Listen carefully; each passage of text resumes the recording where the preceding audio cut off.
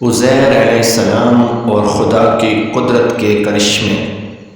بنی اسرائیل جب خدا کی نافرمانی میں حد سے بڑھ گئے تو خدا نے ان پر ایک ظالم بادشاہ بخت نصر کو مسلط کر دیا، جس نے بنی اسرائیل کو قتل کیا، گرفتار کیا اور تباہ کیا اور بیت المقدس کو برباد و ویران کر ڈالا۔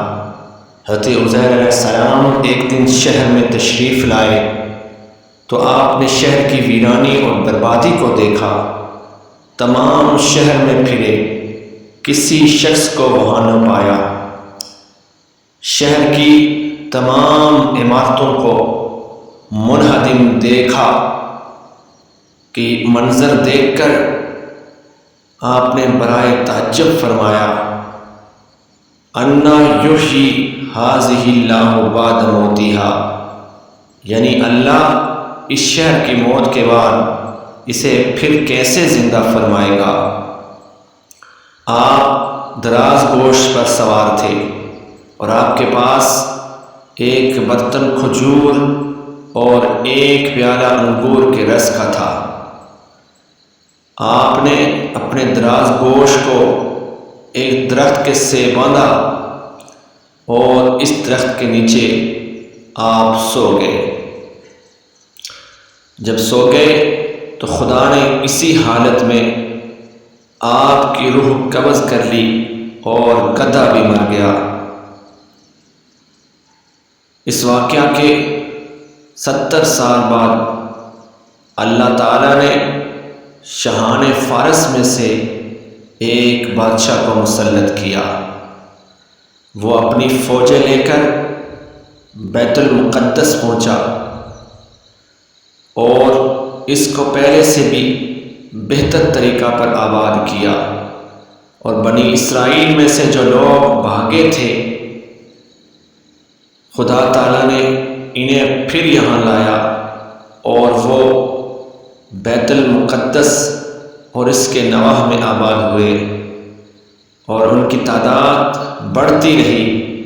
اس زمانہ میں اللہ تعالیٰ نے حضرت عزیر علیہ السلام کو دنیا کی آنکھوں سے پوشیدہ رکھا اور کوئی آپ کو دیکھ نہ سکا۔ جب آپ کی وفات کو 100 سال گزر گئے تو اللہ تعالیٰ نے دوبارہ آپ کو زندہ کیا۔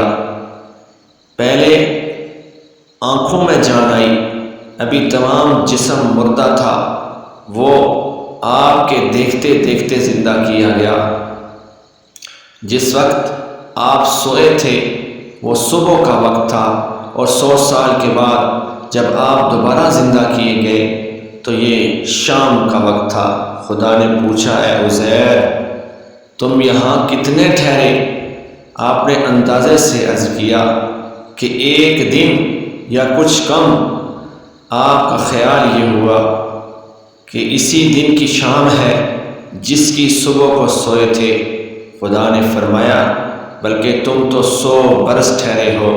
اپنے کھانے اور پینے یعنی کھجور اور انگور کے رس کو دیکھیے کہ ویسا ہی ہے، اس میں بو تک نہیں آئی، اور اپنے گدھے کو بھی ذرا دیکھیے۔ آپ نے دیکھا تو وہ مرا ہوا اور گل چکا تھا، اعضاء اس کے بکھرے ہوئے، ہڈیاں سفید چمک رہی تھی۔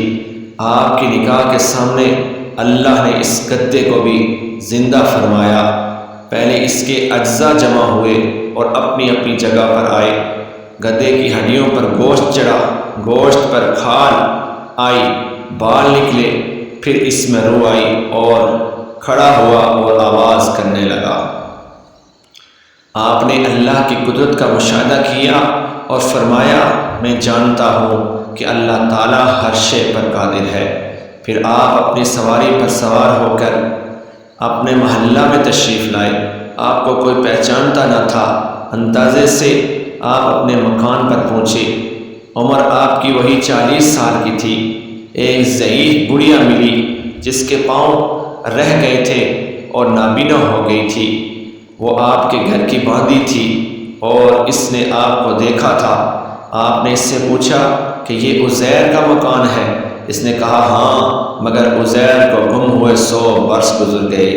یہ کہہ کر خوب روئی۔ آپ نے فرمایا اللہ تعالیٰ نے مجھے 100 برس مردہ رکھا پھر زندہ کیا۔ بڑھیا بولی عزیر علیہ السلام مستجاب الدعوات تھے، جو دعا کرتے تھے قبول ہو جایا کرتی تھی۔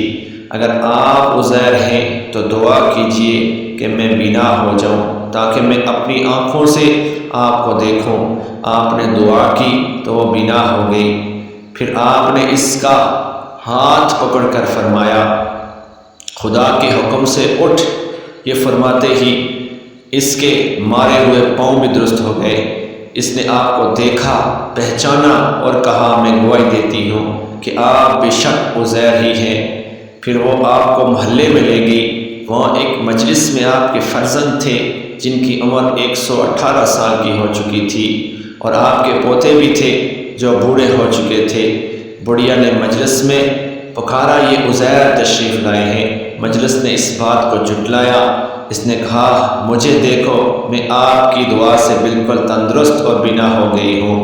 لوگ اٹھے اور آپ کے پاس آئے۔ آپ کے فرزند نے کہا میرے والد صاحب کے شانوں کے درمیان سیاہ بالوں کا ایک ہلال تھا۔ جسم مبارک کھول کر دیکھا گیا تو وہ موجود تھا۔ قرآن کریم اور خزائن العرفان سے ماخوذ حقائق۔ خدا کی نافرمانی کا ایک نتیجہ یہ بھی ہے کہ ظالم حاکم مسلط کر دیے جاتے ہیں اور ملک برباد اور ویران ہو جاتے ہیں، اور اللہ تعالیٰ بڑی قدرتوں کا مالک ہے، وہ جو چاہے کر سکتا ہے۔